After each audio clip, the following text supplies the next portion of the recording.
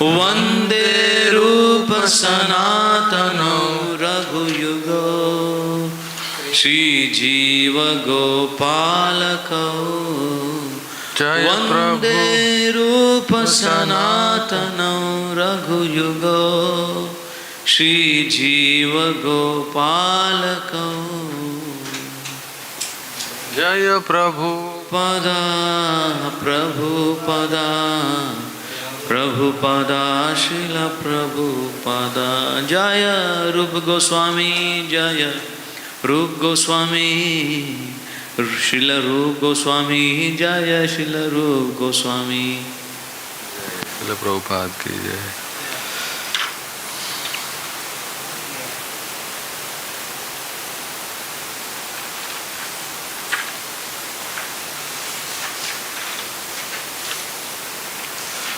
ओम नमो भगवते वासुदेवाय। ओम नमो भगवते वासुदेवाय। ओम नमो भगवते वासुदेवाय। ओम नमो भगवते वासुदेवाय। ओम नमो भगवते वासुदेवाय। ओम नमो भगवते वासुदेवाय। ओम अज्ञानतिमिरान्धस्य ज्ञानाञ्जनशलाकया चक्षुरुन्मिलितं येन तस्मै श्रीगुरुवे नमः। श्रीचैतन्यमनोभीष्टं स्थापितं येन भूतले स्वयं रूप कदा मह्यं ददाति स्वपदान्तिकं। वन्देऽहं श्रीगुरोः श्रीयुतापदकमलं श्रीगुरून् वैष्णवांश श्रीरूपं साग्रजातं सहगण रघुनाथान्वितं तं सावधूतं परिजनसहितं कृष्ण चैतन्य देवं श्रीराधा कृष्णपादा सहगण ललिता श्रीविशाखान्वितां च नमो विष्णुपदाय कृष्णप्रेष्ठाय भूतले श्रीमते भक्तिवेदांत स्वामीति नामिने। नमस्ते सारस्वती देवे गौरवाणी प्रचारिणे निर्विशेष शून्यवादी पाशाखदेश वंशकल्पतरुभ्यश्च कृपा सिन्धुभ्य एव च पतितानां पावनेभ्यो वैष्णवेभ्यो नमो नमः। जय श्री कृष्ण चैतन्य प्रभु नित्यानंद श्री अद्वैत गदाधर शिवासादि गौरभक्तवृंद। हरे कृष्णा कृष्णा कृष्ण हरे हरे राम राम राम हरे हरे।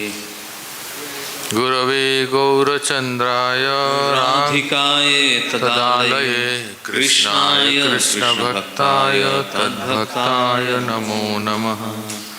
हरे कृष्णा। तो भक्ति रसामृत सिंधु के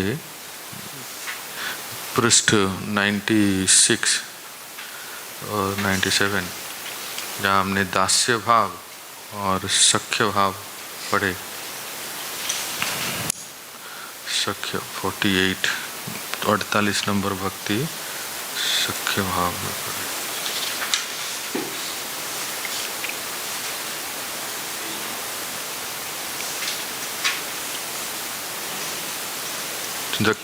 कल हुआ था दास्य और सख्य, तो आज होगा आत्मनिवेदन।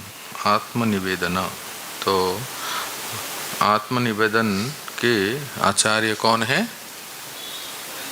हाँ, कौन? बलि महाराज है? क्या हुआ? हाँ, बलि महाराज। तो पढ़िए प्रभु जी। भगवान को सर्वस्व अर्पित करना आत्मनिवेदन। पूर्ण आत्मनिवेदन के विषय में श्रीमद् भागवतम में 11, 29, 34 एक सुंदर वर्णन मिलता है, जिसमें भगवान कहते हैं, जो पूर्णतया मेरे शरणागत हो चुका है और जिसने अन्य सारे कार्यों को पूरी तरह छोड़ दिया है, उसे इस जन्म में तथा अगले जन्म में मेरे द्वारा व्यक्तिगत रूप में सुरक्षा प्रदान किया जाता है। दूसरे शब्दों में, मैं आध्यात्मिक जीवन में अधिकाधिक अग्रसर होने में उसकी सहायता करना चाहता हूँ। ऐसा समझ लेना चाहिए कि ऐसे व्यक्ति को पहले ही सृष्टि ब्रह्म के तुल्य ऐश्वर्य प्राप्त हो चुका है। भगवद गीता में इसकी भी पुष्टि हुई है कि जो ही कोई व्यक्ति कृष्ण का शरणागत बन जाता है, तो ही कृष्ण उसका उत्तरदायित्व अपने ऊपर लेकर उसके साथ पाप फलों से रक्षा करने की गारंटी आश्वासन प्रदान करते हैं। वे भीतर से आदेश भी देते हैं जिससे भक्त को शीघ्र ही आध्यात्मिक सिद्धि भी प्राप्त हो सके। यह आत्मसमर्पण आत्मनिवेदन कहलाता है। तो ये जो श्रीमद् भागवतम का श्लोक है, तो इसके लिए रूप गोस्वामी पाद उद्धृत करते हैं 11:29-34। देखिए श्लोक देखिए। मर्त्यो यदा त्यक्त समस्त कर्मा निवेदितात्मा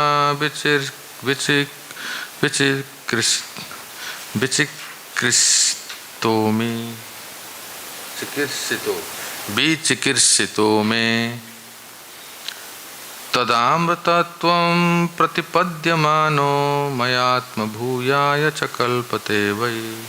जिस समय मनुष्य समस्त कर्मों का परित्याग करके मुझे आत्मसमर्पण कर देता है, उस समय वह मेरा विशेष माननीय हो जाता है, भगवान कहते हैं, और मैं उसके जीवत्व से छुड़ाकर अमृत स्वरूप की प्राप्ति कर देता हूँ। वो मुझे प्राप्त करके मेरा स्वरूप हो जाता है। ये आत्मनिवेदन में कितने शब्द है? आत्म निवेदन। और ये आत्म क्या है? आत्मा का अर्थ क्या है? सेल्फ। हाँ हाँ? नहीं, वो तो है। आत्मा का अर्थ क्या पूछ रहे हैं? आत्मा का क्या अर्थ है? सेल्फ। मतलब आत्मा का अर्थ आत्मा भी होता है ना, सेल्फ, सोल, जीव, जीवात्मा। आत्मा का अर्थ कहीं कहीं शरीर भी होता है। आत्मा का अर्थ कहीं कहीं मन भी होता है। आत्मा के कई अर्थ हैं ना, समय अनुसार, प्रसंग अनुसार। शरीर होता है, कभी मन होता है, और आत्मा ही होता है। तो बताइए, आत्मनिवेदनम अर्थात समर्पण करना। हाँ, तो अभी इसमें क्या हुआ? आत्मा का अर्थ क्या हुआ? शरीर भी हुआ। आत्मा का अर्थ क्या हुआ? मन भी हुआ। आत्मा का अर्थ आत्मा हुआ। तो किसको समर्पण करना है? भगवान को समर्पण। क्या समर्पण करना है?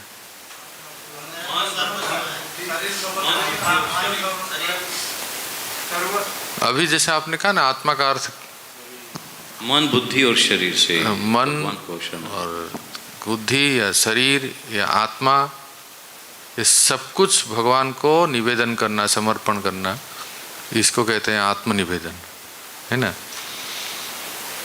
देखिए, अब ग्रंथ देखिए। ये आत्मसमर्पण, आत्मनिवेदन, आत्मा का परिभाषा विभिन्न विद्वानों ने भिन्न भिन्न रूप में दी है। कभी कभी आत्मा को आत्मा कहा जाता है, तो कभी मन या शरीर कहा जाता है। अतः पूर्ण आत्मसमर्पण का अर्थ है न केवल आत्मा के रूप में आत्मसमर्पण, अपितु भगवान की सेवा में। अंडरलाइन कीजिए इसको, बहुत महत्वपूर्ण है।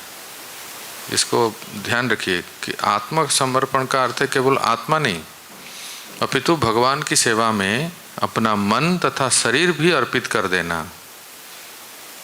इस प्रसंग में श्रील भक्तिविनोद ठाकुर कहते हैं, आत्मा निवेदन तुआ पद धर करिलु शरणागत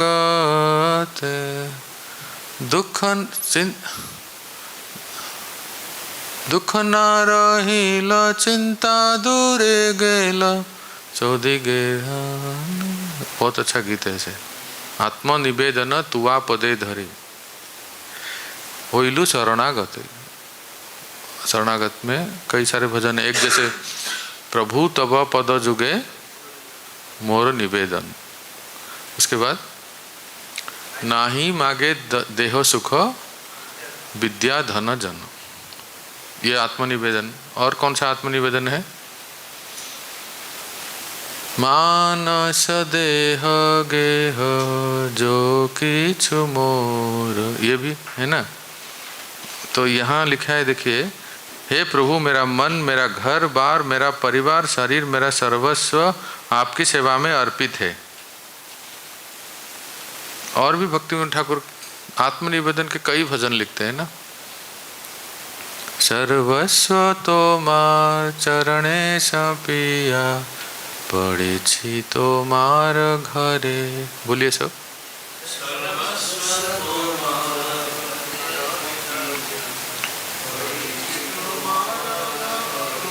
उसके बाद क्या है?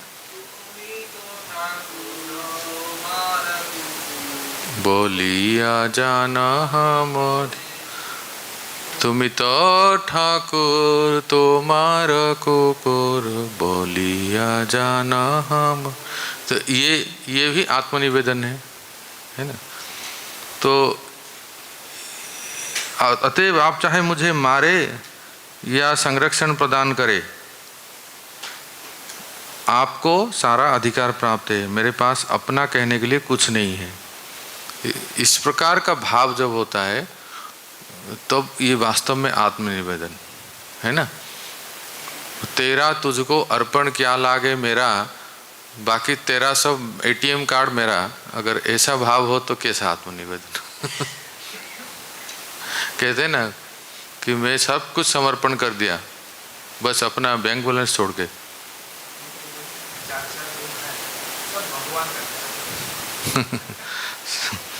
तो ये वास्तव में आत्मनिर्भर है।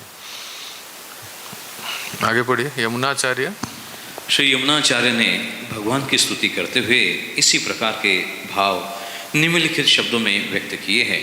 हे प्रभु, मैं किसी शरीर के भीतर मनुष्य, देवता, जिस रूप में भी रहूं और जिस भी गुण में युक्त रहूं, इसकी मुझे परवाह नहीं है, क्योंकि ये शरीर प्रकृति के 3 गुणों के अनुषंगिक फल है और इन शरीरों का स्वामी मैं स्वयं को आपको समर्पित कर रहा हूँ।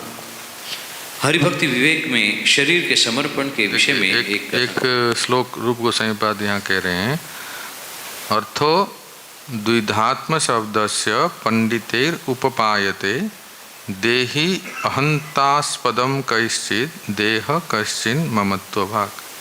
पंडित गण आत्म शब्द को 2 प्रकार का स्वीकार करते हैं। कुछ पंडित गण अहमतास्पद देही जीव को मानते हैं और कुछ पंडित गण शरीर को मानते हैं। बपुरादिषु योपि कोपि गुणोतोषानि यथा तथा विध तदयं तदपाद पद्म। ये है जो अभी आपने पढ़ा यमुनाचार्य के श्लोक। अब भक्ति विवेक से कह रहे हैं। श्लोक देखिए। चिंताम कुर्याम न रक्ष्यै विकीर्तस। कहाँ चले गए? श्लोक दिखाइए ना। श्लोक दिखाइए। जब श्लोक पढ़ते हैं ना, श्लोक दिखाइए। चिंताम कुर्यान न रक्ष्यै विकृतस्य यथा पशो तथा पर्यन हरौ देहम विरमेद अस्य रक्षणात्। इनको ललित पो को दीजिए। हरिभक्ति विवेक में शरीर के समर्पण के विषय में कथन आता है।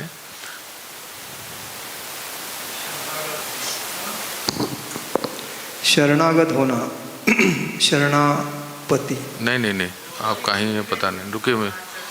हे प्रभु, जिस प्रकार कोई बिका हुआ पशु। हाँ, हरिभक्ति विवेक में शरीर के समर्पण के विषय में एक कथन आया है। भक्त कहता है, हे प्रभु, जिस प्रकार कोई बिका हुआ पशु अपने पालन तथा निर्वाह के विषय में कुछ नहीं सोचता, उसी प्रकार चूँकि मैंने अपना शरीर तथा आत्मा आपको समर्पित कर दिया, अतएव अब मुझे अपने भरण पालन की कोई चिंता नहीं है। दूसरे शब्दों में, मैं मनुष्य को अपने निजी या परिवार के भरण पोषण के विषय में चिंता नहीं करनी चाहिए। यदि कोई शरीर तथा आत्मा से वास्तविक रूप में समर्पित है तो उसे सदैव याद रखना होगा कि उसकी एकमात्र चिंता भगवान की सेवा में लगे रहना है। ठीक है, तो क्या समझे इस पैराग्राफ में जो लिखा है? क्या समझे? कौन बताएगा? सिर्फ पढ़ना नहीं है ना, समझना भी है ना। उदाहरण क्या दिया गया है देखिए, अभी तो आप लोग शायद देखे नहीं होंगे या कभी समझे नहीं होंगे, जो गांव से ही समझ सकते हैं। उस बाजार लगता था, हाट कहते हैं, हाट। वो हाट में जाके पशुओं को बेचते थे। जैसे बंगाल उड़ीसा में कहते हैं हाट, नाम हाट। यहाँ सुबह कहते हैं नाम हट। वो हट नहीं है, हाट, नाम हाट। हाँ, तो ये हाट जो है वो बाजार होता है जहाँ अलग अलग द्रव्यों का बिक्री होता है। सब हफ्ते में एक बार, एक दिन कहीं कहीं गांव में देखा है ना, बाजार होता है जो। हाँ, तो उसमें पशुओं को भी बेचा जाता है। मान लीजिए आपके पास एक गाय है या भैंस है, क्या है, कोई भी पशु है। हाँ, अभी मान लीजिए जैसे विवेक प्रो के पास एक भैंस है और उन्होंने अखिलेश प्रो को बेच दिया, है ना।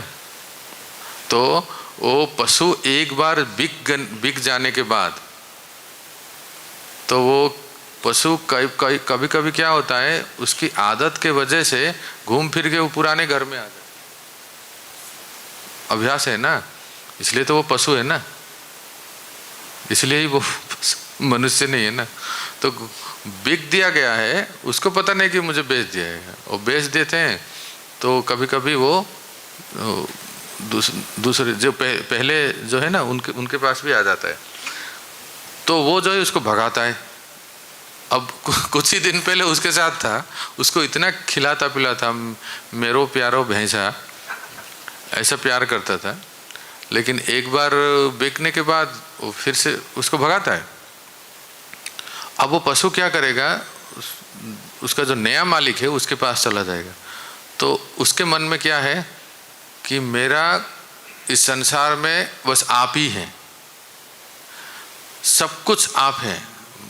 मैं क्या खाऊं, कौन सा चारा खाएंगे और क्या किस तरह से खाएंगे, कब खाएंगे, मेरे लिए गौशाला है क्या, जो भी एवरीथिंग, जो भी सब कुछ जो है वो उस मालिक, नए मालिक के ऊपर डिपेंडेंट है।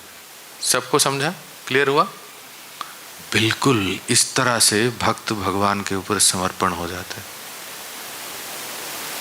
ठीक है, कि जब वो भगवान के चरणों में समर्पण हो जाता है तो उसका अभी वो चिंता नहीं रहता है कि मुझे सप्लाई में क्या मिलेगा, प्रसाद क्या मिलेगा, कैसे कपड़े मिलेंगे, कहाँ रहूं, आश्रम तोड़ दिए, अब मैं कहाँ जाऊं, कि कोई भी चिंता उसको रहता नहीं। वो सारी चिंता हिज होलीनेस संभालते हैं। हाँ? सारी चिंता जो his divine grace, his holiness और देयर लॉर्डशिप वो संभालते हैं। और भक्त जो है, चाहे वो आश्रम में रहते हैं या कोई, प्रभुपाद के समय ऐसा होता था, फुल टाइम गृहस्थ भी होते थे। जैसे आप अब देखते हैं ना फुल टाइम ब्रह्मचारी, तो उसी प्रकार से प्रभुपाद के समय विदेश में जब नए नए शुरुआत हुई थी, फुल टाइम गृहस्थ अर्थात पति दिन भर बुक डिस्ट्रीब्यूशन, प्रचार, संकीर्तन इत्यादि में सेवा में लगते थे। पत्नी भगवान के लिए माला बनाना, भोग बनाना, मंदिर सफाई करना और बच्चों को संभालना और श्रृंगार करना, और कभी कभी पति के साथ जाके पुस्तक वितरण करना, संकीर्तन में भाग लेना, ये करते थे। और प्रभुपाद ऐसी व्यवस्था थी मंदिर में, इस दोनों की मेंटेनेंस मंदिर देखता था, मतलब भगवान देखते थे। समझ रहे इस बात को? तो फुल टाइम आश्रम ब्रह्मचारी जैसे होते हैं, उस तरह से फुल टाइम गृहस्थ भी होते थे, क्योंकि उन्होंने अपना सब कुछ घर बार परिवार छोड़ दिए और मंदिर में सेवा किए। तो उनका व्यवस्था तो मंदिर ही देखेंगे, मंदिर मतलब भगवान या मंदिर के जो प्रतिनिधि व्यवस्थापक हैं वो देखेंगे। ठीक है, इसी बात को यहाँ कह रहे हैं। देखिए मनुष्य को अपनी निजी या परिवार के भरण पोषण के विषय में चिंता नहीं करनी चाहिए। यदि कोई शरीर तथा आत्मा से वास्तविक रूप से समर्पित है तो उसे सदैव याद रखना होगा उसकी एकमात्र चिंता भगवान की सेवा में लगे रहना है। और उसकी चिंता कौन करेंगे? बोलो थोड़ा जोर से। हाँ है ना, संजय प्रभु चिंता करते हैं आप? देखा उनको, उनकी ओर देखो कितना हंस रहे हैं वो, तो चिंता ही नहीं करते। उन्होंने सब कुछ छोड़ दिया श्याम सुंदर के चरणों में, किसी को भी। तो इससे आप एक बात समझ सकते हैं, what is the difference between कर्म योग एंड भक्ति योग। अब ये बलराम प्रभु तो बताएंगे। कल कुछ चर्चा हो रही थी, है ना, बलराम प्रभु नहीं बताएंगे तो प्रश्न सीधा जंप कर देता है प्रेम प्रकाश प्रभु के पास।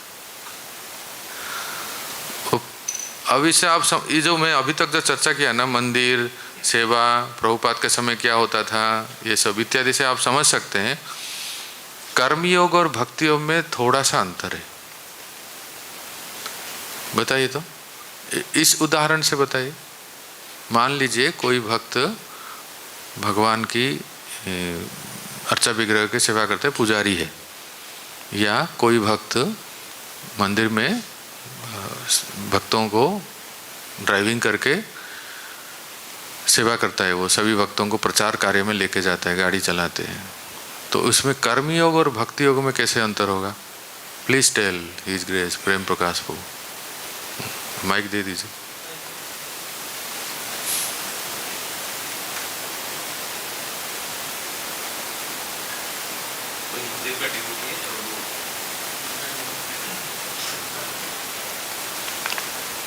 या कोई भी सेवा करता है, ड्राइविंग करता है, या पुजारी सेवा करता है, या किचन में सेवा करते हैं, कोई भी सेवा करते हैं। तो कोई भक्त है और उसको कहा गया है या सेवा दी गई है कि भक्तों को कहीं दूसरी जगह लेके आने का और छोड़ने का, तो वो बस अपने कर्म जो है वो भक्तों के लिए तो कर रहा है, लेकिन उसके उसको कुछ प्राप्ति के लिए वो कर रहा है, पूरा समर्पण तो है नहीं, तो अभी वो कर लो आप कह रहे हैं कि वो सेवा कर रहा है पर उसके अपने भरण पोषण के लिए कुछ वो प्राप्त भी, यही ना। तो इसको क्या कहेंगे? कर्मयोग ही बोलेंगे उसको। और भक्ति योग किसको कहेंगे?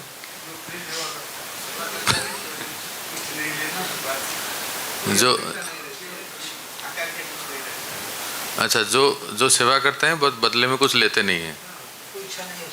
अच्छा, ये जो चेष्टा करता है भगवान की प्रसन्नता के लिए, मन के द्वारा भगवान का जो चेष्टा करता है, सर्वोत्तम जब ये भक्ति में आ गया, और जो सैलरी लेता है ड्राइविंग करके, जैसे भक्त पहुँचाता है, वो उसका कर्म योग में आ गया, वो भगवान को अर्पण करेगा, पर वो भी उसको भक्ति होगा इस कॉन्सियस से कर रहा है कि ये भगवान का भक्त है और मैं इसको जो है से भगवान की प्रसन्नता के लिए इसका मैं सेवा कर रहा हूँ, और ये जो सैलरी ले रहा हूँ, ये मैं अपने फैमिली को पाल रहा हूँ, ये भी भगवान के ही दिया हुआ है। तो ये भी ये तो कुछ अलग बोल रहे हैं आप लोग, कुछ अलग बोल रहे हैं। तो फिर तो वोटिंग करना पड़ेगा, है ना। सचिनंदन प्रभु, अभी सचिनंदन प्रभु उवाच, सचिनंदन प्रभु आप क्या कहेंगे? आप भी यही कहेंगे? मतलब कौन से पार्टी में, कमल या हाथ?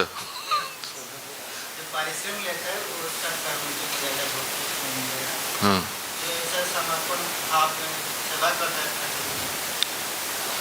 अच्छा, फिर से थोड़ा सा उसको रिफ्रेश करके बोलता हूँ, अभी ध्यान से सुनिए हैं, तब आपको समझ में आएगा। दोनों पक्ष का बात सुनकर अभी विचार निर्णय दिया जाता है कि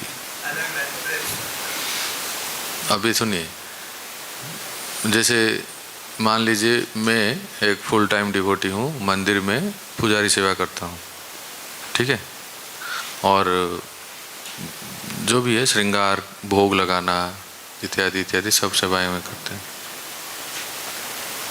तो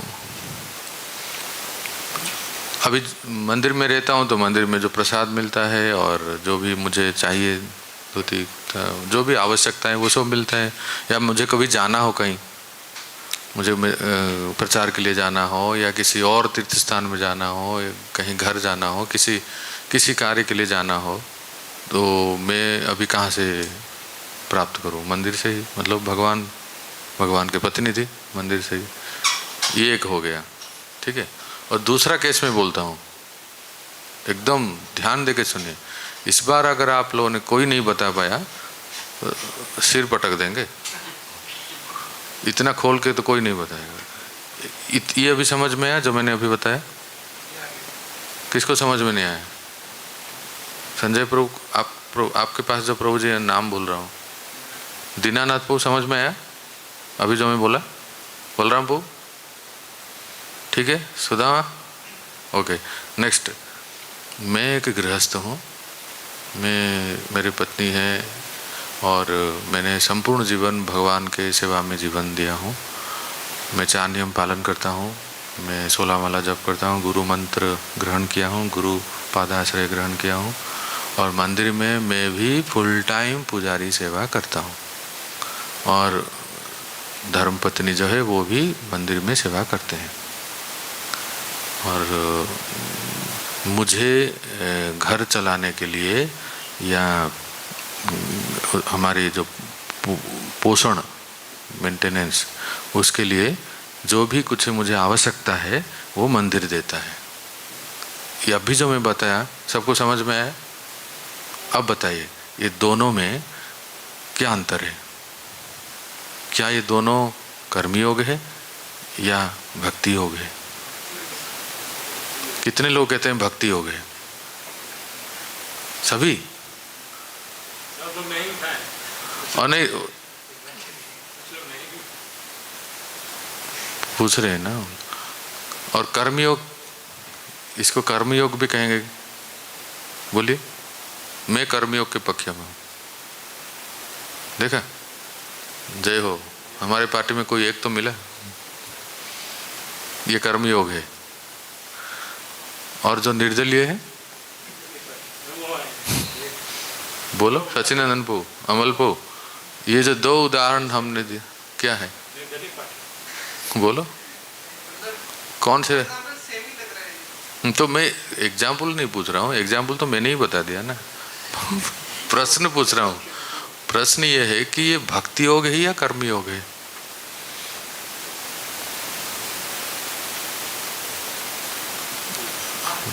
भक्ति योग, ठीक है, भक्ति योग। अभी मैं तीसरा एग्जाम्पल दे रहा हूँ। मैं एक गृहस्थ हूँ, मेरा कुछ प्रोफेशन है, जैसे मैं बिजनेस करता हूँ या जॉब करता हूँ, पर साथ साथ मैं 4 नियम पालन करके इनिशिएटेड डिवोटी हूँ। गृहस्थ जैसे किसी कंपनी में जॉब करते हैं या बिजनेस करते हैं, मैंने गुरु मंत्र ग्रहण किया है, दीक्षा लिया है और मंदिर में सेवा करता हूँ। जब चाहे तभी पुजारी सेवा करता हूँ या मैनेजमेंट में कुछ सेवा है तो वो भी करता हूँ, सब कुछ करता हूँ। और मंदिर में डोनेशन भी देता हूँ, ठीक है। पर मेरा जो मेन प्रोफेशन है वो या तो व्यापार है, कोई बिजनेस है, या मैं कोई अपना जॉब है मेरा। तो ये क्या हुआ फिर?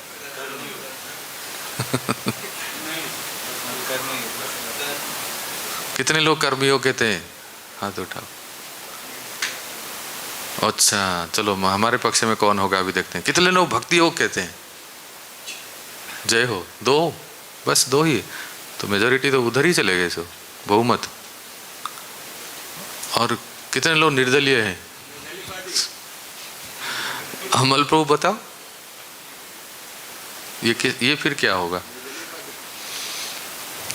तो जो भी आप लोगों ने समझे ना, हरी श्याम सुंदर को समझे? हाँ तो माइक दे दो इनको, बताएंगे। बताओ क्या है ये, बताओ। आप ही बताओ. You can say in English if you are comfortable. I understand the second, third, first one. First time you could not understand. Hey Ram. Not yet. Something missing. I not. चलो कौन समझ, संजयपुर को माइक दे दो. संजयपुर बहुत तीनों example को अच्छी तरह से समझ गए. अभी वो बताएंगे. तीनों बताएंगे. हाँ, कौन जैसे अभी 1 2 3 प्रकार के एग्जाम्पल थे, तो कौन सा योग है ये बताइए. पहले दो तो भक्ति योग है. देखो फिर से ये कह रहे हैं, सब लोग ध्यान से सुने. पहला 2 जो है वो भक्ति योग है. अब कैसे इसको हम प्रमाणित करेंगे भक्ति योग है, क्यों वो भक्ति योग है बताइए. तो कुछ आकांक्षा नहीं करते हैं, वो समर्पण भाव से वो दोनों करते हैं. और जो लास्ट है ना, कुछ प्राप्य लेने के बाद वो सेवा करते हैं, तो कर्म योग होता है. अच्छा, बलराम पो बताओ. First one and third one is Bhakti Yoga. Second one is Karma Yoga. भाई पार्टी बदल दिया. दीनानाथ को बताओ. पहला 2 जो है वो भगवान पे डिपेंडेंट है, तो भक्ति में आ गए. जरूर. अच्छा. और जो थर्ड है उसमें वो कर्म कर रहे हैं, मतलब अपने फैमिली को, जो गृहस्थ का धर्म है अपने फैमिली के लिए कमा रहे, और जो गृहस्थों का कि कुछ परसेंटेज मंदिर में भी देना है, तो वो सब पालन कर रहे कर्म के हिसाब. तो ये कर्मयोग. सब लोग हरि बोल बोले. कितना सुंदर अंडरस्टैंडिंग है. इस तरह से आपके जो ब्रेन जो जाम हो गया है ना, आप सबका ब्रेन एकदम जाम हो गया है. उसको खोलना चाहता था मैं, ताकि थोड़ा विचार करें, सोचें, अपने एफर्ट लगाए, थोड़ा प्रयास करें कि क्या किस तरह से इसको हम समझेंगे. इसको कहते हैं ब्रेन स्टॉर्मिंग. ये भी एक पढ़ाई का तरीका है. टीटीसी में पढ़ाते हैं, इस प्रकार से भी पढ़ाई होती है. इससे आप सब लोग अभी मरते दम तक समझ जाएंगे एकदम. कोई भूलेगा नहीं कि कर्मयोग और भक्ति योग में क्या अंतर है. ठीक है ना. दीनानाथ पो क्लियर. मधुशेष पो अभी आ गए, तो एक बार रिपीट कर देते हैं, सुनिए. चाहे वो देखो यहाँ जो से लिखा है, सेंटेंस को पढ़ लेता हूँ फिर बता देता हूँ. मनुष्य को अपने निजी या परिवार के भरण पोषण के विषय में चिंता नहीं करनी चाहिए. यदि कोई शरीर तथा आत्मा से वास्तविक रूप में समर्पित है, तो उसे सदैव याद रखना होगा उसकी एकमात्र चिंता भगवान की सेवा में लगे रहना है. ठीक है. तो कोई किसी भी आश्रम में रहे, लिसन हरि बोल, कोई किसी भी आश्रम में रहे, ब्रह्मचारी आश्रम या गृहस्थ आश्रम में से. पेज नंबर 98 निकालिए सब लोग नए बुक में. कोई किसी भी आश्रम में रहे, पर वो संपूर्ण समर्पित भाव से भगवान की सेवा में लगा हुआ है, और उसका सारा भरण पोषण भगवान, मंदिर के प्रतिनिधि देख रहे हैं. जैसे कल वो बहुत अच्छी बात बता रहे थे नीले को, कि कोई अपना कर्म करते हैं और कर्म के कुछ फल को भगवान के अर्पण करते हैं, पर वो खुद भक्त हैं, नियम पालन करते हैं, गुरु मंत्र दीक्षा ग्रहण किए हैं, और मंदिर में सेवा भी करते हैं, और जो अपना कमाई है उसमें से कुछ अंश भगवान के सेवा में भी देते हैं. तो वो कर्मयोग है. पर कोई कर्म करके अर्पण नहीं करता है, वो भगवान के लिए ही कर्म करता है. आई बात समझ में. वो संपूर्ण कर्म जो है वो भगवान के लिए ही करता है, अपने लिए नहीं. भगवान के प्रसन्नता के लिए, भगवान के गुरु कृष्ण की प्रसन्नता के लिए करते हैं. तो वो हो गया, बोलिए, भक्ति योग. ठीक है. एकदम समझ में आ गया सबको. इस तरह से समझना है. मैंने कहा ना, आप लोग भूल के तो दिखाइए, तब हम मानेंगे कि पढ़ाई में कमी है. श्री माधव को फिर से पूछेंगे तो बता देंगे ना, कर्मयोग और भक्ति योग. जब गीता पढ़ाई होगी, जो भी टीचर आपको पढ़ाएंगे, जब ये प्रसंग आएगा तृतीय अध्याय में कर्मयोग आता है, तो आप उसको बढ़िया से अभी से समझ जाइए. और स्पष्ट रूप से तो वहाँ बताएंगे भगवान. तो इसलिए ये तो अभी कह रहे हैं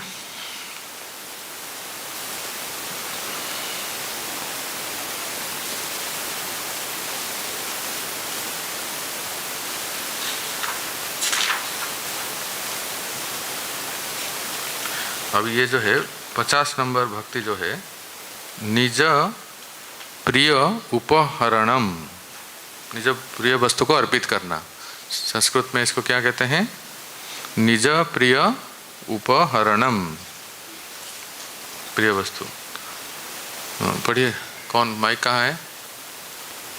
पढ़ो आप, दीनानाथ को।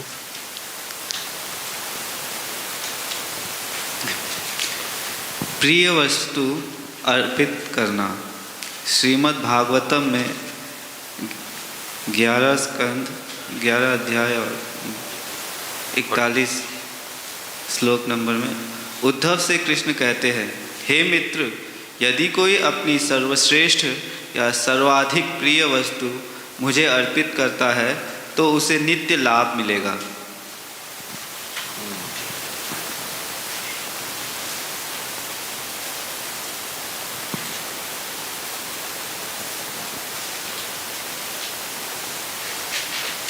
तो सुनिए क्या समझ में आता है इससे, कि ये भी एक भक्ति का अंग है। 50 नंबर भक्ति, 50 नंबर भक्ति कहते हैं, यद यद इष्टतमम, यद यद इष्टतमम लोके यच्चाति प्रियम आत्मनः तन तन निवेदयन् मह्यम तद आनंत्यया कल्पते। तो कहते हैं, निज प्रिय वस्तु को, लोक में जो जो वस्तु इष्टतम है, मुझको प्रिय है तथा मेरे भक्त को भी अति प्रिय है, उन द्रव्यों को निवेदन मुझको करें। ऐसा होने पर निवेदन अनंत रूप से कल्पित होता है। ये भगवान का एक भक्ति का अंग है कि निज अपनी प्रिय वस्तु को अर्पित करना। बोलिए राधानाथ श्याम प्रभु, अपनी प्रिय वस्तु को अर्पित करना। आपका प्रिय वस्तु क्या है?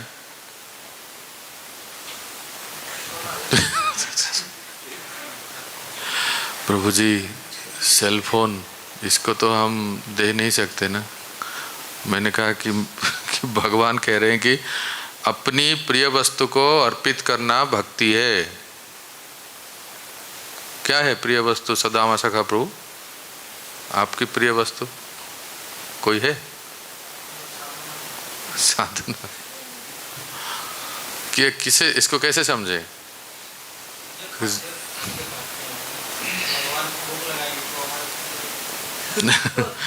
वो तो है कि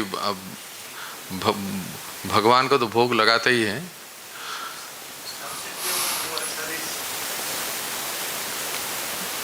सबसे प्रिय क्या है बताइए? अपना प्राण है ना। अगर किसी के पास प्राण ही नहीं रहे, भाई कोई भी प्राण छोड़ना नहीं चाहता है।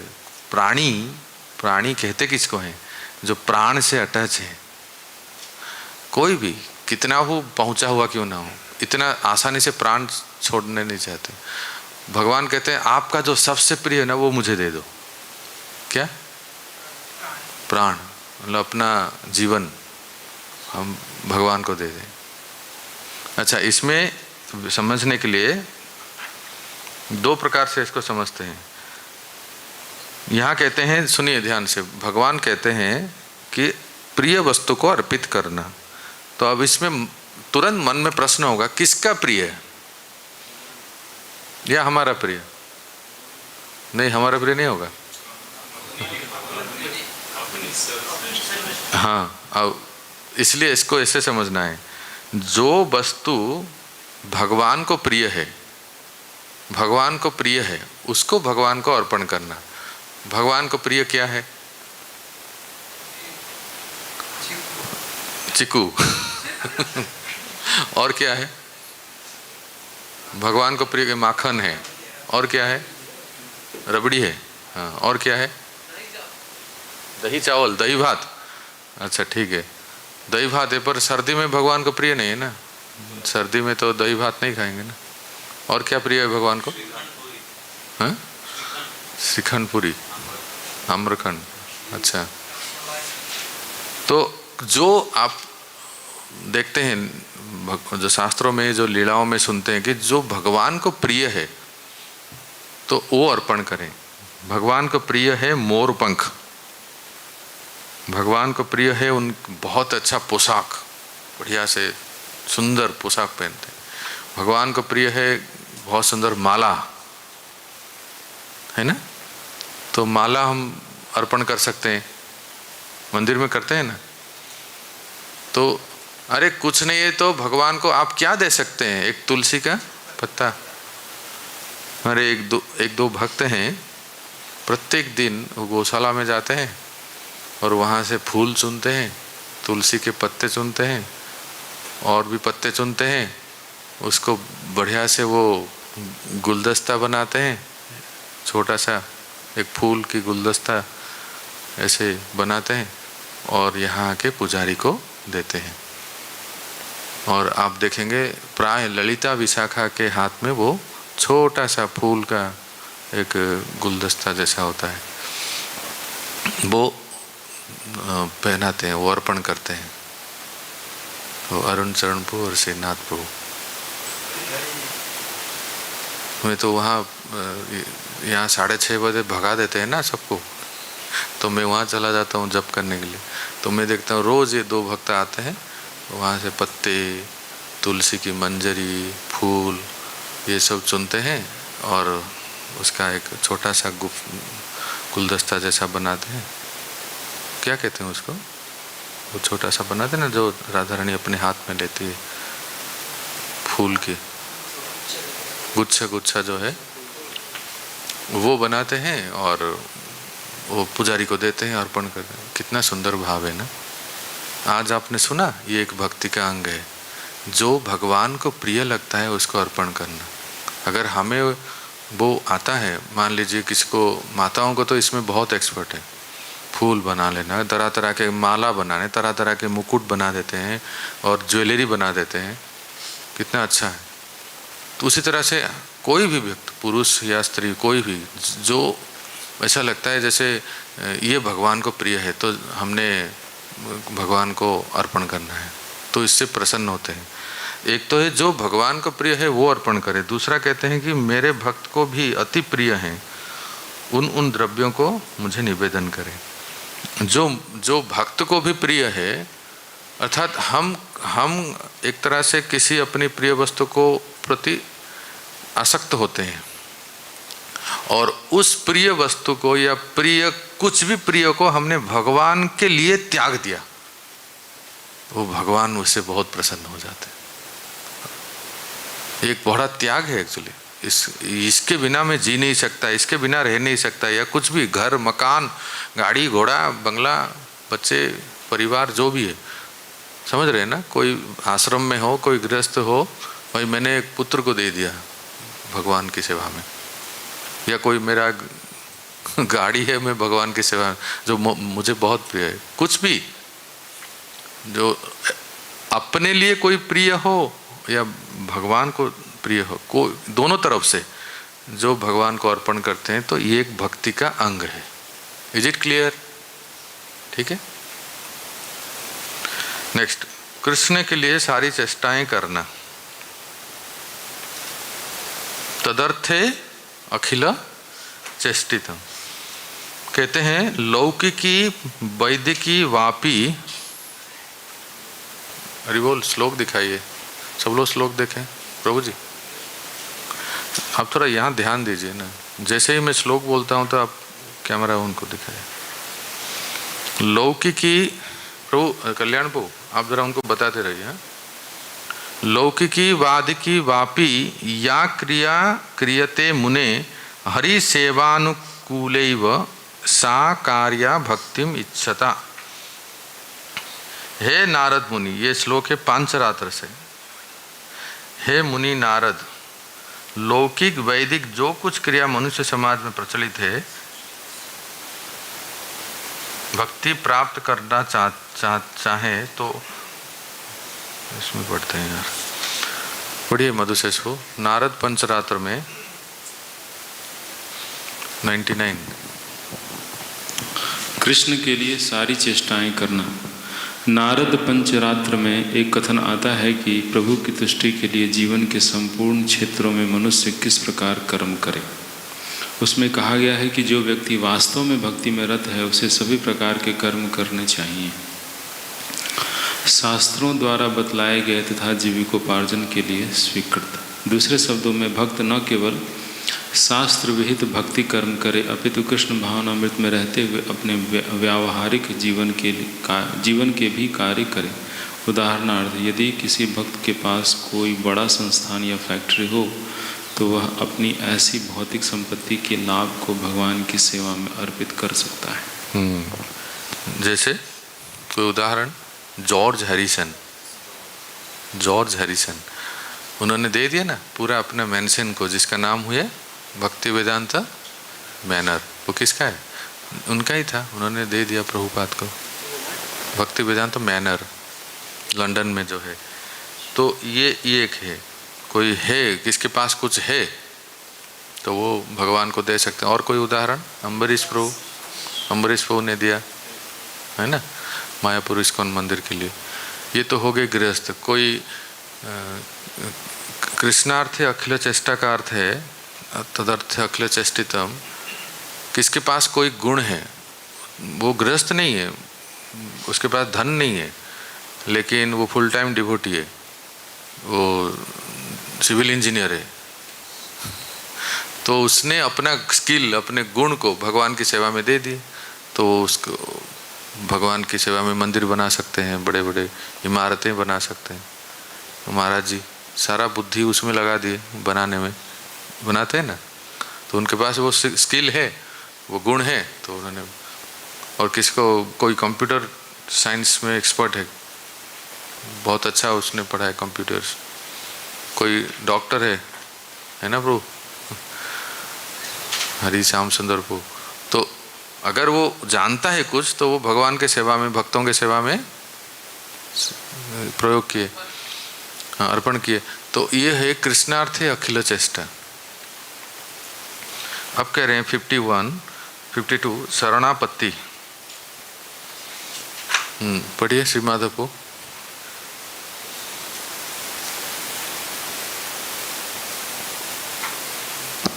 हरे कृष्णा। शरणागत होना, शरणापत्ति। हरि भक्ति विलास में आत्मसमर्पण विषयक यह कथन प्राप्त होता है। हे प्रभु, जिस व्यक्ति ने आपकी शरण ग्रहण कर ली है, जिसे दृढ़ विश्वास है कि वह आपका है और जो मन, वचन तथा शरीर से उसी तरह कार्य करता है, वही दिव्य आनंद का आस्वादन ले सकता है। नरसिंह पुराण में भगवान नरसिंह देव कहते हैं, जो कोई मुझसे प्रार्थना करता है और मेरी शरण में आ जाता है, वह मेरा प्रतिपाल्य हो जाता है और मैं समस्त प्रकार के दुखों से उसे सदा बचाता हूँ। यह है शरणापति। श्लोक देखिए, श्लोक स्क्रीन पे देखिए, बड़ा अच्छा श्लोक है जो आपने पढ़ा अभी। तो कहते हैं कि तवास्मिति वदन् वाचा तथैव मनसा विदम् तत्स्थानम् आश्रितस्तन्वा मोदते शरणागतः। तवास्मिति वदन् वाचा, कोई ये कह दे कि हे भगवान आई एम योर्स, मैं आपका हूँ, तो उसी से ही भगवान कहते मैंने, वो मेरा हो गया और मैं उसकी सारी सुरक्षा, उसकी सारी सब प्रकार से सुरक्षा देता हूँ। अब कहते हैं त्वां प्रपन्नोऽस्मि शरणं देवदेव जनार्दन इति शरणं प्राप्तस् तं क्लेशात् उद्धराम्यहम्। जो कोई मुझसे प्रार्थना करता है और मेरी शरण में आ जाता है, वो मेरा प्रतिपाल्य हो जाता है और मैं समस्त प्रकार से दुखों से उसे सदा बचाता हूँ। ये है शरणापत्ति। अब 53 जो है तदर्थे, 53 53 में तदीयानाम सेवनम, तुलसी इत्यादि वृक्षों की सेवा करना। तो इसलिए पढ़िए राधानाथपुर स्कंद पुराण में तुलसी इत्यादि वृक्षों की सेवा करना। स्कंद पुराण में तुलसी वृक्ष की प्रशंसा इस प्रकार की गई है, मैं तुलसी वृक्ष को नमस्कार करना चाहता हूँ क्योंकि यह पाप कर्मों के समूह को तुरंत नष्ट कर देती है। इस वृक्ष के स्पर्श अथवा दर्शन मात्र से मनुष्य सारे क्लेशों तथा रोगों से विमुक्त हो सकता है।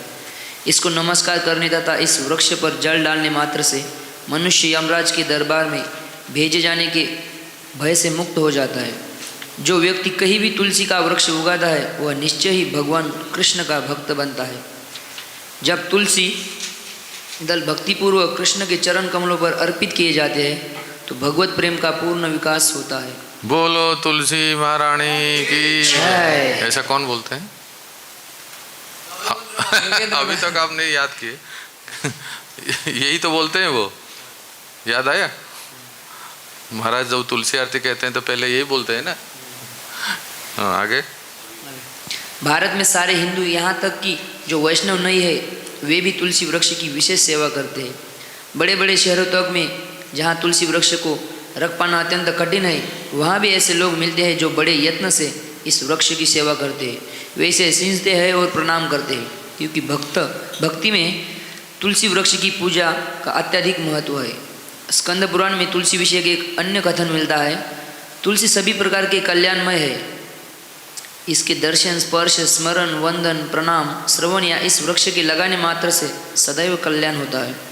जो कोई उपयुक्त विधियों से तुलसी के संसर्ग में आता है वो सदैव वैकुंठ निवास करता है। बोलो तुलसी महारानी की जय। वृंदाई तुलसी देवी प्रिया। महाराज जी ऐसे ही बोलते हैं ना, इसको बोलते हैं हम लोग। महाराज को याद है ना सारा।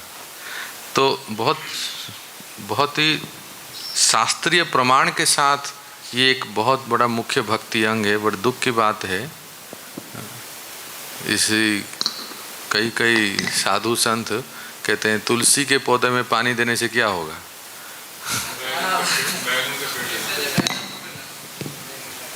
देखो शास्त्र प्रमाण को भी वो लोग स्वीकार नहीं करते हैं, तो और क्या कहें उनको, पाखंडी।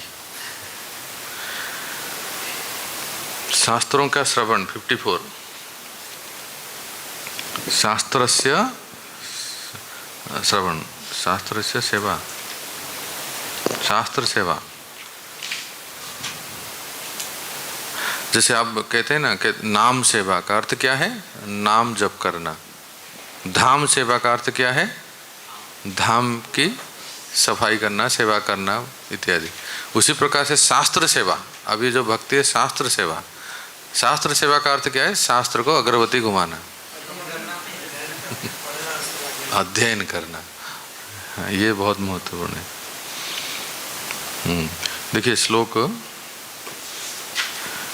लिखा है, वैष्णवाणी तु शास्त्राणि ये शृण्वन्ति पठन्ति च ध्यानस्ते मानवालोके तेषां कृष्ण प्रसीदति। वैष्णवाणी तु शास्त्राणि ये अर्चयन्ति गृहे नरा सर्वपाप विनिर्मुक्त भवन्ति सूरवन्दिता। तिष्ठते वैष्णवं शास्त्रं लिखितं यस्य मंदिरे तत्र नारायणो देव स्वयं वसति नारद। स्कंद पुराण में पढ़िए। शास्त्रों का श्रवण। श्रील रूप गोस्वामी के अनुसार कोई भी ऐसी पुस्तक जो भक्ति के अग्रसर होने में प्रकाश डालती है वह शास्त्र मानी जाती है। श्रील माधवाचार्य ने भी शास्त्र की परिभाषा रामायण, महाभारत, पुराण, उपनिषद, वेदांत या ऐसे शास्त्रों के अनुसरण में लिखे अन्य ग्रंथ के रूप में दी है। स्कंद पुराण में आता है, जो व्यक्ति वैष्णव भक्ति के अनुशीलन को प्रतिपादित करने वाले साहित्य के अध्ययन में निरंतर लगा रहता है वह मनुष्य समाज में कीर्ति पाता है और भगवान कृष्ण उस पर प्रसन्न होते हैं। जो व्यक्ति ऐसे साहित्य को अपने घर में सावधानीपूर्वक सजो कर रखता है और उसे सादर नमस्कार करता है वह सारे पाप फलों से मुक्त हो जाता है और अंततः देवताओं द्वारा पूजनीय बनता है। नारद मुनि ने प्रति एक एक कथन है, हे नारद, जो व्यक्ति वैष्णव साहित्य लिखता है और अपने घर में ऐसे साहित्य को रखता है, उसके घर में सदैव भगवान नारायण का वास होता है। तो ये हाँ, वैष्णव साहित्य लिखना और घर में रखना, सबके घर में भागवतम होना चाहिए, है ना वो, श्रीमद् भागवतम और चैतन्य चरितामृत, और आश्रम के भक्तों के लॉकर में भी होना चाहिए, है ना सबके पास। हाँ, और वैसे खोल के पढ़ना भी है, हाँ, नहीं तो वो पैकिंग भी खुला नहीं जाता है। श्रीमद् भागवतम में कहा गया, एक बार बोल देते हैं, श्लोक सुनिए। सर्व वेदांत सारम ही श्री भागवतम इष्यते तत् रसामृत तृप्तस्य नान्यत्र स्याद्रति क्वचित्। ये भागवत का अंतिम अध्याय में श्लोक है, भागवत का महिमा वर्णन है, पढ़िए। श्रीमद् भागवत में कहा गया है, श्रीमद् भागवत समस्त वेदांत दर्शन का सार है। जो व्यक्ति किसी न किसी तरह श्रीमद् भागवत के अध्ययन में अनुरक्त हो गया है, उसे अन्य साहित्य पढ़ने में कोई स्वाद नहीं आता। दूसरे शब्दों में, जिस व्यक्ति ने श्रीमद् भागवत के दिव्य आनंद का आस्वाद लिया है, वह संसारी लेखनों से कभी संतुष्ट नहीं हो सकता। तो ये 54 नंबर भक्ति है शास्त्र सेवा, शास्त्रों का श्रवण पठन। पर आप देखेंगे आगे जाके, ये तो हो गया सामान्य रूप से शास्त्र का पठन या श्रवण करें, पर आगे जाके रूप गोसाई पाद कहेंगे भागवत श्रवण का विशेष महिमा है। कौन नहीं समझा मैं जो बताया अभी? समझ गए ना? ये तो सामान्य रूप से किसी भी शास्त्र को पढ़ने के लिए कहा गया है, भक्ति का एक अंग है। पर आप आगे सुनेंगे कि भागवत शास्त्र का पढ़ने का विशेष महत्व है। अब कह रहे हैं 55 नंबर भक्ति देखिए, मथुरायाः अर्थात मथुरा वास। बोलिए, मथुराम च परित्यज्य योऽन्यत्र कुरुते रतिम मूढ़ो भ्रमति संसारे मोहिता मम मायया। बराह पुराण में कहा गया है, देखिए मैं अर्थ बता देता हूँ। जो व्यक्ति मथुरांच परित्यज्य, मथुरा को छोड़कर, यो अन्यत्र कुरुते रतिम, मथुरा व्रजमंडल को छोड़कर अन्य तीर्थों में घूमता रहता है, अन्य तीर्थों में वास करना चाहता है, ऐसा मूर्ख व्यक्ति, मूढ़ो भ्रमति संसार, वो मूर्ख व्यक्ति मेरी माया से मुग्ध होकर संसार में भ्रमण करता रहता है। अन्य तीर्थ तो है ही, पर मथुरा तो निज भगवान का अपना घर है, जहाँ वो नित्य वास करते हैं, इसलिए मथुरा मंडल की इतनी महिमा है।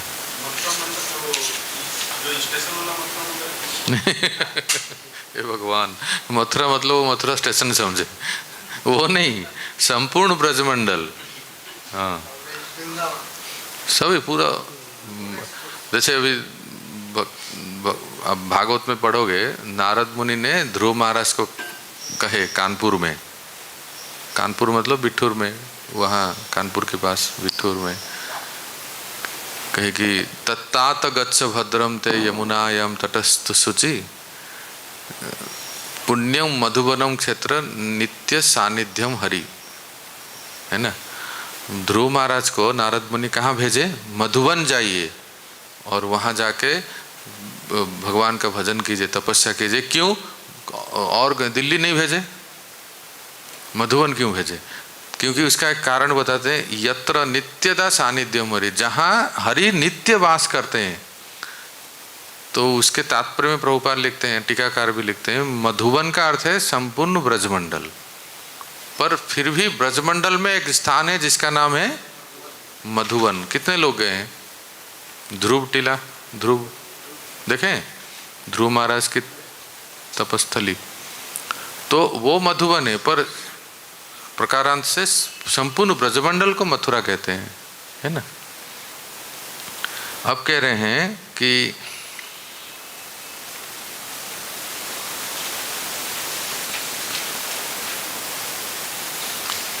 देखिए बहुत अच्छा श्लोक है।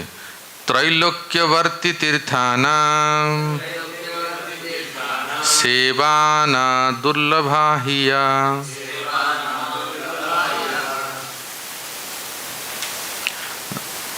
परानंदमयी सिद्धिर मथुरा स्पर्श मात्रतः।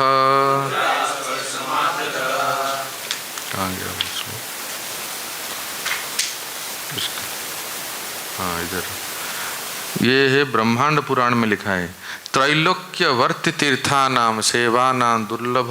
तीनों लोकों के मध्य में जितने तीर्थ हैं, पूरे तीनों लोकों में, उन सबों की सेवा करने से, तीनों लोकों में जितने तीर्थ हैं, तीनों लोग, हम तो सिर्फ भारत में ही सोचे थे, अमेरिका में कौन सा तीर्थ है, विदेशों में, पर ये कह रहे हैं नहीं, तीनों लोगों ने संपूर्ण ब्रह्मांड में, ब्रह्मांड तीनों लोक अर्थात समझ रहे हैं ना क्या क्या होगा, भू भुव स्वर,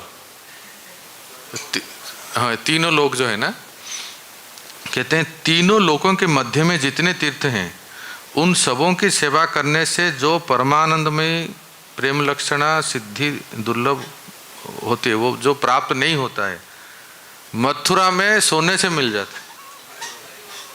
मथुरा का स्पर्श करने से परमानंद में सिद्धि, मथुरा स्पर्श मात्रतः, मथुरा मंडल का केवल स्पर्श मात्र से ही वो अलभ्य भगवान की प्रेम भक्ति प्राप्त होता है। अब जरा शास्त्रों के ऊपर विश्वास करें, कितना सुंदर सुंदर श्लोक वचन शास्त्र कहते हैं, श्रद्धा विश्वास होनी चाहिए। अब कोई कहे मधुशेष को हम तो 15-20 साल 25 साल से रह रहे हैं, कुछ हो नहीं रहा है, आप कह रहे हैं कि स्पर्श मात्र से एकदम दिव्य उन्माद प्रेम कंठ गदगद अश्रुपुलक रोमांचित होना चाहिए। मथुरा मधुशेष को माइक दो, बताएंगे, जानना चाहिए ना, किसी के भी मन में प्रश्न होगा, आके आता ही नहीं बलरामपुर प्रश्न होगा ना। और यहाँ तो लिखा है स्पर्श मात्र से ही आपको सारे सात्विक विकार आ जाएं, क्या कहेंगे?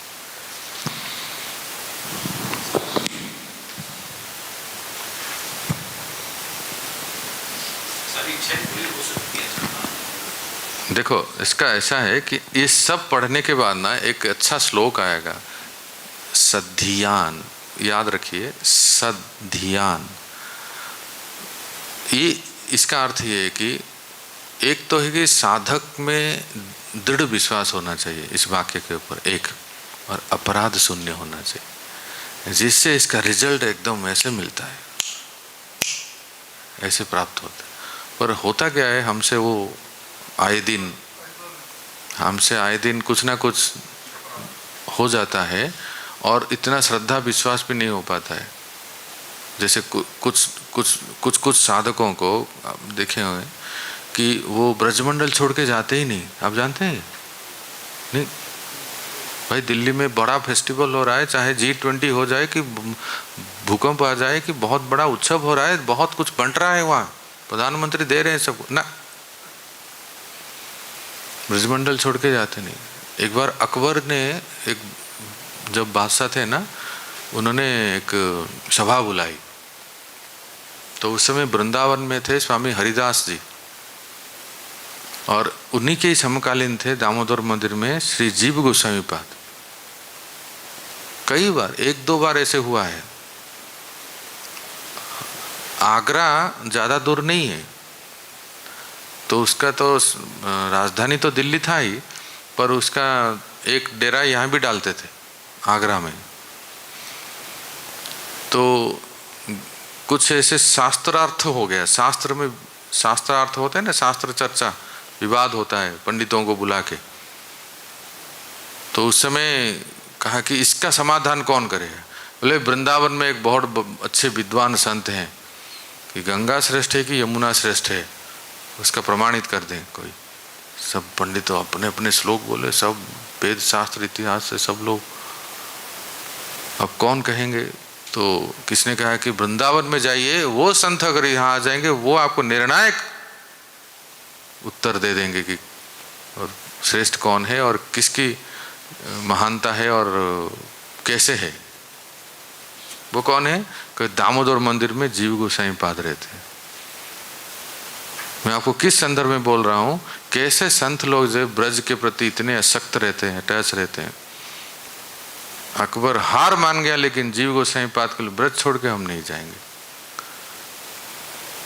उस जैसे हरिदास शास्त्र के साथ हुआ था, स्वामी हरिदास जी के साथ, नहीं हम इतने दूर नहीं जा पाएंगे। अगर आप चाहते हैं कि इसका निर्णायक उत्तर मिले तो ऐसा कुछ व्यवस्था कीजिए कि हम जाएंगे पर बॉर्डर तक ही जाएंगे, ब्रज के बॉर्डर तक ही जाएंगे और वहाँ सबको बुलाइए और ऐसी व्यवस्था कीजिए कि तुरंत लौट भी आएंगे। ऐसा नहीं कि गए तो फिर रात को वहीं रुक गए और अगले दिन मंगल आरती छूट गई हमारी, ऐसा नहीं होना चाहिए।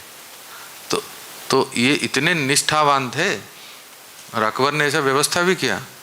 पालकी बुलाए, पालकी या रथ कुछ तो बुलाए, उसमें जीव गोसाई पाद बैठे और गए और उस सभा में पूर्ण विद्वता का तर्कों के शास्त्र प्रमाणों के साथ उन्होंने सिद्ध कर दिया कि यमुना महारानी श्रेष्ठ है। और फिर सब लोग प्रसन्न हो गए। घंटों चला है वो शास्त्र, इतना आसान नहीं था, बड़े बड़े विद्वान आए थे। और उनका नियम भी रह गया कि ब्रज छोड़ के गए नहीं, केवल ब्रज की सीमा तक गए। और फिर उसके बाद सूर्यास्त से पहले, रात्रि से पहले ही उनके लिए जो गाड़ी भेजा गया था, पालकी या रथ जो भी है, उससे फिर वो ब्रज में वापस भी आ गए। तात्पर्य है कहने का कि ये धाम के प्रति इतनी निष्ठा हमारे यहाँ श्रीमान इंद्रपऊ थे, कभी नहीं कहीं जाते नहीं थे। यही इसी मंदिर में और ब्रज में ही, कहीं भी बरसाना जाएंगे, सब जाएंगे, बस मायापुर में जाते थे कीर्तन करने के लिए, क्योंकि वो भी अभिन्न है ना नवद्वीप, नहीं तो और कोई शहर नहीं है। जब से वो वहाँ से आए विदेश से, यहीं बस गए। 24 साल तक निस्वार्थ सेवा की इस मंदिर में रह के, और यहाँ से ब्रज छोड़ के कहीं गए नहीं। तो तात्पर्य है कि यहाँ जो बताया जाता है ना कि मथुरावास के बारे में, अब देखिए 56 नंबर भक्ति है वैष्णव सेवा, भक्तों की सेवा करना। बोलिए आराधनानां सर्वेषां विष्णुर आराधनम परम तस्मात् परतरम देवी। चला गया।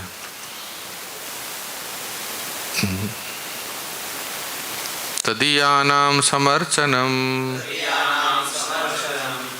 ये तो बहुत प्रसिद्ध श्लोक है ना, आप सब जानते होंगे। पद्म पुराण में कहा गया है, कौन कह रहे हैं जानते हैं? भगवान शिव देवी पार्वती को कहते हैं, हे देवी, समस्त देवी देवताओं आदि की सेवा से भी श्री विष्णु की आराधना श्रेष्ठ है।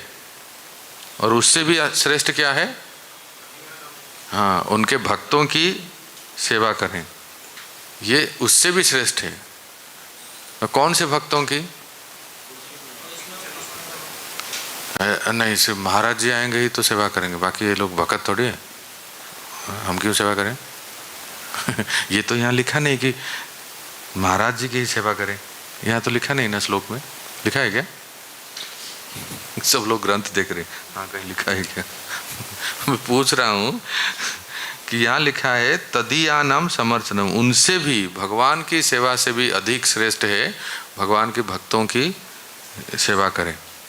कैसे सेवा करें अखिलेश? वो भगवान के भक्तों की बताइए, तन वहाँ कैसे करें? कुछ उदाहरण से बताइए ना। जैसे प्रसाद सेवन करना, हाँ, और उनका तबीयत खराब है तो कुछ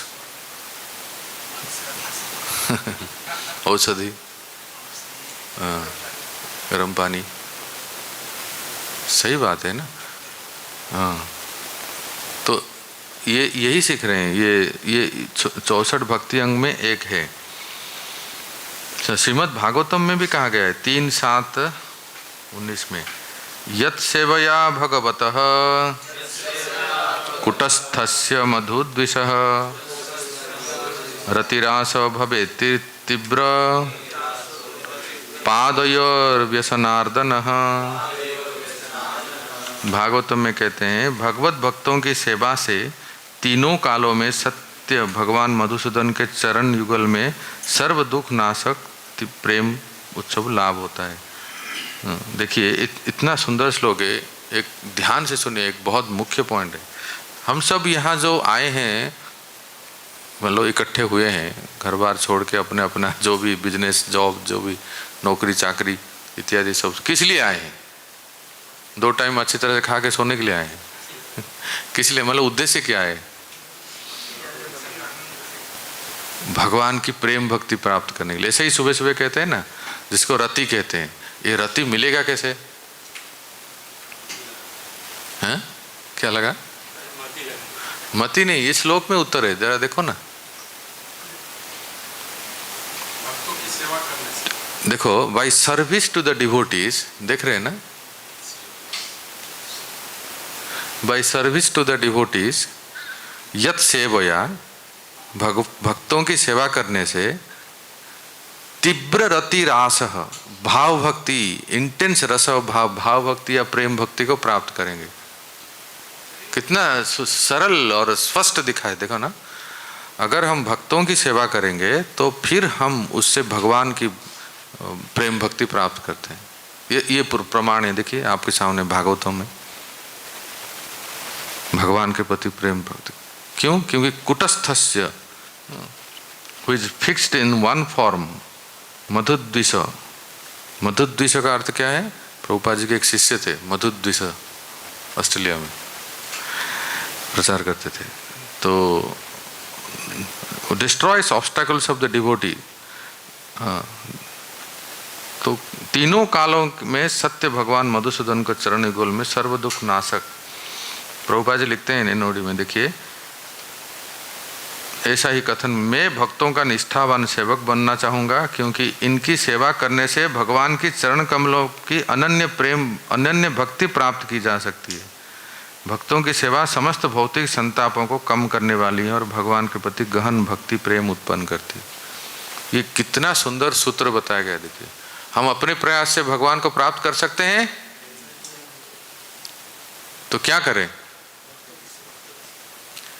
एक भक्त हैं जिनको गाड़ी चलाना आता है, तो वो क्या करते हैं, मंदिर में जो भी कोई सीनियर डिवोटी आते हैं, विजिट करते हैं ना, तो उनको लेके वो अलग अलग सेंटर में जाते हैं प्रोग्राम कराने के लिए। जैसे मान लो एक मंदिर में, पुणे में ऐसे एक बड़े मंदिर में आते हैं कोई भी महाराज या वरिष्ठ भक्त, तो अभी उनको दूसरे सेंटर में जाना है, जितने भी सेंटर है, प्रीचिंग सेंटर है, तो ये भक्त हमेशा अपना टाइम स्केड्यूल ऐसा एडजस्ट कर देता है कि वो ड्राइवर के बजाय वो खुद ही आके कहते हैं मैनेजर को, मतलब मंदिर में जो आश्रम इंचार्ज टेम्पल मैनेजर है ना, कहते हैं कि प्रभु जी मैं प्रभु जी को, महाराज जी को मैं ले जाऊँ, तो वो अच्छा लगता है।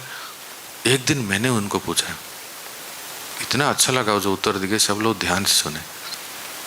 मैंने कहा प्रभु जी आप बताइए, मंदिर में तो ड्राइवर भी तो है ना, मंदिर की गाड़ी है तो मंदिर में ड्राइवर भी तो है, वो ले जाते हैं महाराज जी को या जो गेस्ट डिवोटी आए हैं, आप क्यों लेके जाते हैं? उन्होंने ये श्लोक बताया कि जब से मैं ये श्लोक पढ़ा कि मुझे तो और कुछ करना नहीं आता है, ड्राइविंग करना आता है, इसलिए हमारे मंदिर में जो भी भक्त आते हैं उनको लेके जाना अलग अलग प्रचार केंद्र में। उससे होता क्या है, मैं ड्राइविंग करता हूँ तो मेरे बगल में वो भक्त बैठते हैं, सामने बैठते हैं ना, कोई महाराज जी है, कोई गेस्ट आए हैं, सीनियर डिवोटी आए तो सामने बैठते हैं, तो उनसे वे पूछते रहते हैं, उनका जो भी मन में संशय है ना, संग भी मिल गया, सेवा भी हो गया, दोनों हाथ में लड्डू। वो करने की वो इच्छा होनी चाहिए, भक्तों करने की इच्छा होनी चाहिए। अरे मैं क्या कह रहा हूँ, किसी को आपने पानी का एक गिलास भी दे दिया ना, इससे भगवान संतुष्ट हो जाते हैं और वो रति, भगवान के प्रति रति जागृत हो जाएगी। ये सूत्र है। इसको छोड़ के हम बाकी सब भजन करते हैं, लाख नाम जप करे, परिक्रमा करे, 10 लीटर चरणामृत पिए, मतलब जितना भी कुछ कहते हैं भर भर के जो भी करना है करे, पर ये अगर नहीं करते हैं, ये अगर नहीं करते हैं तो फिर बाकी जितना करने पर भी वो इतना लाभ नहीं होता है। कुछ तो लाभ होता है।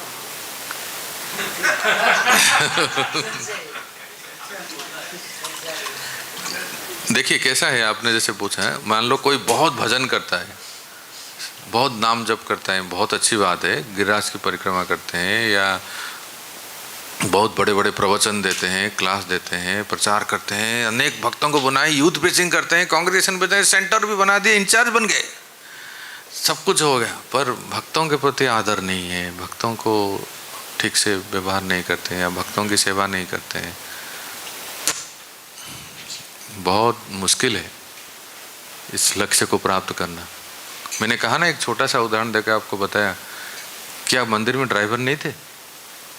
क्यों? उन्होंने अपना समय निकाल के, वो जानते हैं कि ये, और उनको हमारे उधर पुणे मंदिर में जो भी गेस्ट डिवोटी आते हैं ना, कोई भी सन्यासी हो, सीनियर डिवोटी, जो भी विजिट करते हैं ना, वो सब उसको उनको जानते हैं। कैसे जानते हैं? क्योंकि वो सेवा करते हैं, गाड़ी चला के लेके जाते हैं सबको, जो भी गेस्ट आते हैं उनको लेके जाते हैं, इससे उनका संबंध बन जाता है, सेवा भी हो गई, उनका संग भी मिल गया। और कोई कहाँ भी जाते हैं, अरे वो प्रभु जी है ना, बहुत बढ़िया, मैं कहीं भी जाता हूँ तो पूरे तैयार रहते हैं। तो ये है, एक तो है कि स्पेशल गेस्ट रिसेप्शन डिपार्टमेंट है मंदिरों में, यहाँ की तो पता नहीं मुझे, लेकिन और मंदिरों में गेस्ट रिसेप्शन डिपार्टमेंट है। उसका सेवा ही है कि इस मंदिर में जो भी गेस्ट डिवोटी आए हैं उनका वो रूम देख रेख सेवा वगैरह करने के लिए बहुत अच्छा है। पर ये भक्त अपने से आते हैं, उनको उनका सेवा नहीं है, वो उनका सेवा कुछ और है, वो अपने से आते हैं और guest incharge, guest reception incharge या मंदिर के मैनेजर से कहते हैं, प्रभु जी मैं महाराज जी को ले जाऊं? उनको वो अच्छा लगा कि भाई अच्छा है, आपको अगर लेना है तो ले लीजिए। लेकिन उसका रहस्य ये है, मुझे सुन के बड़ा अच्छा लगा। इसलिए कभी भी मौका छोड़ना नहीं चाहिए, है ना। हरि श्याम सुंदर प्रभु, मैं देखा प्रभु जी रोज सार्वभौम भोग के लिए प्रसाद लेके जाते हैं, बड़ा अच्छा स्वभाव है। और केवल ये नहीं कि किसी के चरण दबा देना या कपड़ा साफ कर देना, ये सेवा नहीं। मधुशेष को जैसे मैं देखता हूँ, और जो भी भक्तों के इंचार्ज हैं, भक्तों का देख रेख करना, वो कहाँ रहे उनके लिए व्यवस्था करना, उनके लिए दवाई हो, कहीं जाना है, कुछ भी, मतलब कई बार असुविधाएं हो जाती हैं, तकलीफ हो जाता है, जो जिसके वजह से अनुशासन को व्यवस्थित बनाने के लिए मीटिंग किया जाता है। कई सारे जो एलिमेंट्स हैं, इसको आप समझ सकते हैं, कई सारे एलिमेंट्स जो है जो कि भक्तों के आश्रम के लिए हानिकारक है, उनको थोड़ा दूर किया जाता है, वो भी सेवा है, उतना क्लेश टास्क है वो। तो सब तरह से, इसलिए ये बहुत महत्वपूर्ण है। यहाँ श्रीमद् भागवत में आदि पुराण में साक्षात भगवान कृष्ण अर्जुन को संबोधित करते हैं, हे पार्थ, जो अपने को मेरा भक्त बताता है और वह मेरा भक्त नहीं है, जो अपने को मेरे भक्त का भक्त बतलाता है, असल में वही मेरा भक्त है। कोई भी व्यक्ति भगवान के पास सीधे नहीं पहुंच सकते हैं, उसे शुद्ध भक्तों के माध्यम से उन तक पहुंचना चाहिए। इसलिए वैष्णव आचार पद्धति में मनुष्य का पहला कर्तव्य है किसी भक्त को गुरु रूप में स्वीकार करना और उनकी सेवा करना है। एक तो आध्यात्मिक गुरु की सेवा करें, पर हर एक भक्त को, हमसे किसी भी भक्त को प्रयास करेंगे कुछ ना कुछ सहायता हो, भले सहायता कर ले लेकिन तकलीफ ना हो। पर कोई अगर उस पोजीशन में है, उस सेवा में है, तो उनको तो वो कुछ निर्णय लेना ही पड़ता है जिसके वजह से आश्रम और मंदिर श्रृंखलित रहे, किसी प्रकार की कोई डिस्टर्बेंस ना हो, वो भी सेवा है। अब कह रहे हैं कि अपने पद के अनुसार भगवान की सेवा करना। ये कितना नंबर का भक्त है? 57। यथा वैभव महोत्सव।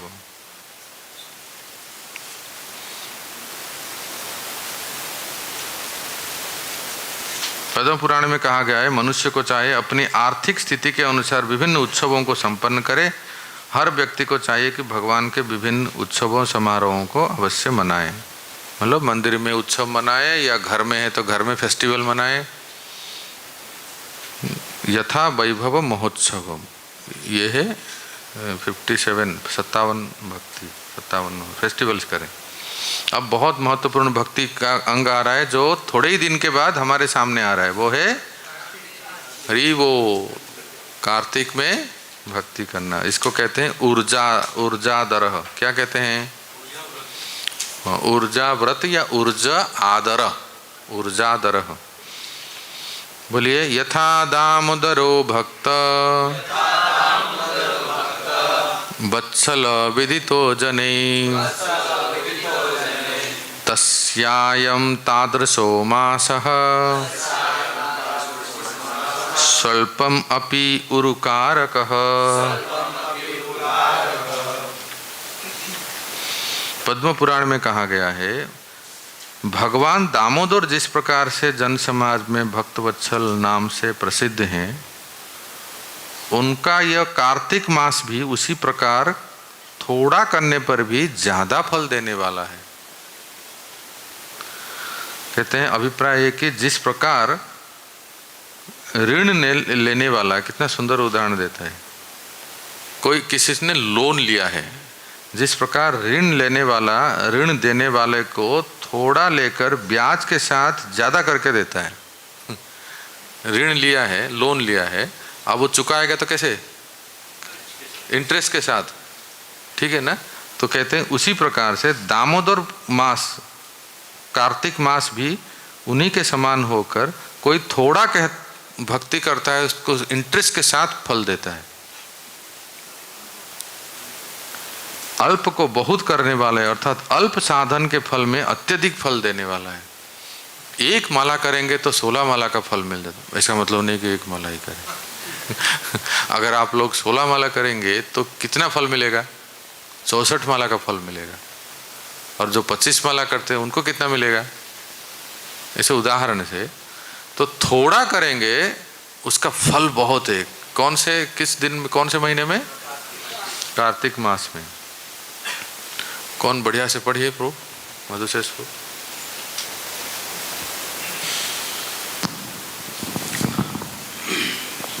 कार्तिक में भक्ति करना। इन सर्वाधिक महत्वपूर्ण उत्सवों में एक उत्सव है ऊर्जा व्रत। यह कार्तिक अक्टूबर-नवंबर मास में मनाया जाता है। इस उत्सव में विशेषतया वृंदावन में दामोदर रूप में भगवान की अर्चा विग्रह की पूजा का विशेष कार्यक्रम होता है। दामोदर का संदर्भ है अपनी माता यशोदा द्वारा कृष्ण को रस्सी से बांधे जाना। कहा जाता है कि जिस प्रकार भगवान दामोदर अपने भक्तों को अत्यंत प्रिय हैं, उसी प्रकार दामोदर मास अर्थात कार्तिक मास भी उन्हें अति प्रिय है। कार्तिक मास में ऊर्ज व्रत के समय मथुरा में भक्ति करने की विशेष संस्तुति की जाती है। आज भी अनेक भक्त इस प्रथा का पालन करते हैं। वे मथुरा या वृंदावन में पूरे कार्तिक मास में भक्ति करने के उद्देश्य से वहां जाकर ठहरते हैं। पद्म पुराण में कहा गया है, भगवान भक्त को मुक्ति या भौतिक सुख तो दे सकते हैं, किंतु भक्तगण कार्तिक मास में मथुरा में रहकर कुछ भक्ति कर लेने पर ही भगवान की शुद्ध भक्ति प्राप्त करना चाहते हैं। तात्पर्य है कि भगवान उन सामान्य व्यक्तियों को भक्ति नहीं प्रदान करते जो भक्ति के विषय में निष्ठावान नहीं है, किंतु ऐसे निष्ठा रहित व्यक्ति भी यदि कार्तिक मास में विशेषतया मथुरा मंडल में रहकर विधि पूर्वक भक्ति करते हैं तो उन्हें भगवान की व्यक्तिगत सेवा प्राप्त होती है। इतना सुंदर वाक्य है कि भगवान इतनी आसानी से अपनी स्वभक्ति प्रेम भक्ति नहीं देते हैं। देते हैं क्या? नहीं देते हैं। क्यों नहीं देते हैं जानते हैं? आप भक्ति रसामृत सिंधु क्लास के पहले दिनों के क्लास याद रखिए, याद कीजिए, क्योंकि भक्ति सुदुर्लभा है ना? हाँ, अधीन हो। एक हो गया क्लेशाग्नि, दूसरा सुदुर्लभा। तो सुदुर्लभा क्यों है? क्योंकि अधिक बहुत प्रयास करने पर भी इतनी आसानी से नहीं देते हैं। और दूसरा है कि भगवान भक्ति की परीक्षा भी लेते हैं, इतने आसानी से अपने आप को अधीन करते नहीं है। पर ऐसा भी वो रेयर जो दुर्लभ भक्ति जो है, कोई कार्तिक मास में ब्रज वृंदावन में आके निष्ठा के साथ 1 महीना भोजन और शयन को कम करके अधिक माला, अधिक जप, अधिक परिक्रमा, अधिक श्रवण इत्यादि करके अगर वो भक्ति जाजन करते हैं तो उनको अति शीघ्र प्राप्त हो जाते हैं। इसीलिए वृंदावन में कार्तिक मास में इतने भीड़ होते हैं, है ना, क्योंकि ये शास्त्र प्रमाण है। कहते हैं देखिए ना कि सब प्रकार की इस प्रकार योग्यता वर्तमान होने पर भक्ति देना है। फिर भी यदि मथुरा एवं कार्तिक मास का संगम हो जाए, कार्तिक मास है और मान लीजिए आप उस समय मथुरा में है, मतलब ब्रजमंडल में है, तब तो सोने पे मथुरा और कार्तिक मास में संगम में श्री हरि के पूजन का सुअवसर प्राप्त होता है। तब योग्यता न रहने पर भी वस्तु के प्रभाव से सहसा भक्ति प्राप्त करते हैं। इसलिए आने वाले जो समय कुछ दिनों के बाद आ रहा है, हमारे लिए बड़ा सुनहरा अवसर है कि प्रयास करें कि किसी से ज़्यादा तर्क वितर्क ना हो, है ना, किसी से कोई झगड़ा या अपराध ना हो। जहाँ ऐसा कुछ स्थिति आपको दिखाई दे तो तुरंत भाग जाइए नहीं तो मतलब उत्तेजित, जहाँ भी उत्तेजित स्थिति होती है ना, वहाँ से थोड़ा दूर रहिए। और जिसकी सेवा है वो करेंगे, जो अनुशासन संभालते हैं वो तो करेंगे ही, वो उसका वो नहीं तो फिर, और उसी समय ही ज़्यादा होता है। मैं भी इस मंदिर में टेम्पल कमांडर के रूप में सेवा किया हूँ, मुझे पता है बहुत उसी से, क्योंकि उस समय ज़्यादा भीड़ होती है, होता है ना, पूरे विश्व भर से लोग आते हैं। पर क्या करें, जब जब जितना आवश्यकता है वहाँ सेवा करें। पर बाकी सामान्य भक्तों को उत्तेजनामूलक परिस्थितियों से दूर रहे। नो ऑफेंस जोन बोर्ड लिख देंगे। क्या लिखा रहता है? No smoking zone. एयरपोर्ट में, मॉल में, रेलवे प्लेटफॉर्म में, रेलवे स्टेशन में लगा रहता है ना कि आप यहाँ स्मोकिंग नहीं कर सकते। उस प्रकार से आप अपने कमरे के सामने या अपने जहाँ भी रहते हैं, नो ऑफेंस जोन, ये अपराध शून्य इलाका है, क्षेत्र है, यहाँ आए तो कृपया अपराध ना करें।